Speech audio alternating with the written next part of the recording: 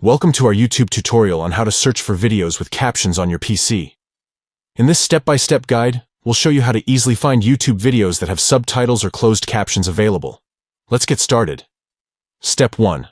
Open YouTube on your PC. Launch your preferred web browser and go to youtube.com. Step 2. Enter your keywords in the YouTube search bar and click the search button. This will display the search results based on your search terms. Step 3. Click on the Filters button located just below the search bar. Step 4. In the Filters menu, click on Subtitles CC. This will refine your search results to only show videos that have subtitles or closed captions available. Having captions can be particularly useful for those who are hearing impaired or prefer to watch videos with subtitles. It enhances accessibility and ensures a better viewing experience for everyone. That wraps up our tutorial on how to search for YouTube videos with captions on your PC.